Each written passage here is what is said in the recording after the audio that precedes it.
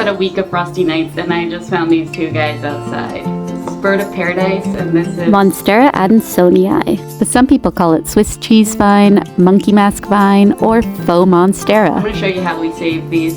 What? Or at least try to. Wow. Hi and welcome back to Fly by the Seat of Your Plants. Great name for this video. We've had a week of frost and I just found two tropicals outside and I'm going to save them. So this will be my first video on Leca and semi-hydroponics. These are my Leca balls. They're just made out of clay and you can get them at any hydroponic store, but you gotta wash them off outside because they are made out of clay and they're very dusty. And that dust will surely clog your sink. The next step is to boil them for 10 minutes to kill off any harmful microorganisms.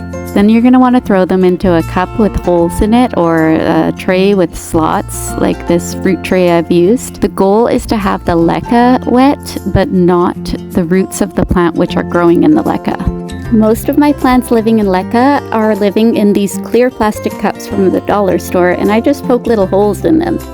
And then I just throw that into a container as you'll see in a minute here. A lot of my pots are clear because I love the look of leca, but it's really not a good choice. A planter pot is better because roots don't like sunlight. Okay, so fill your container up with those clean leca balls, but only about halfway so you can fit your plant in. We want those roots to eventually start growing their way around the leca balls and kind of almost become one with the leca. Once it's established, it's a lot easier to take care of. You can literally just top up your water when it runs out.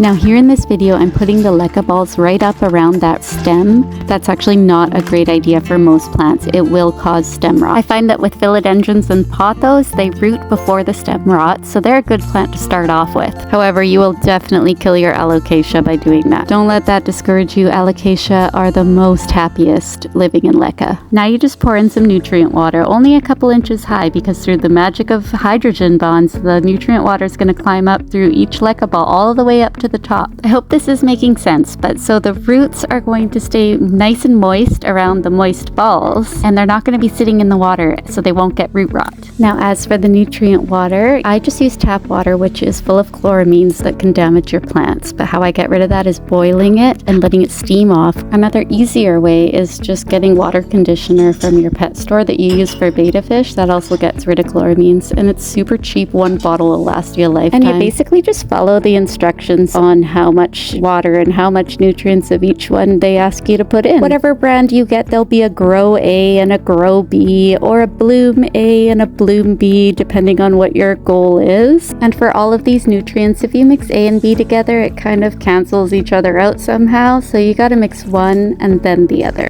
And that's pretty much it. It's really not that hard. I just top it up every 2 weeks and I leave the roots alone, even if they look like they're getting a bit of root rot. As long as the plant looks healthy, it's healthy. In this picture, these are all the plants I have that are growing happily in leca. I hope this video inspires you to try out leca. If you have any questions, drop them down below. I'll be happy to answer. That's it, my friends. Good luck with your leca and happy gardening.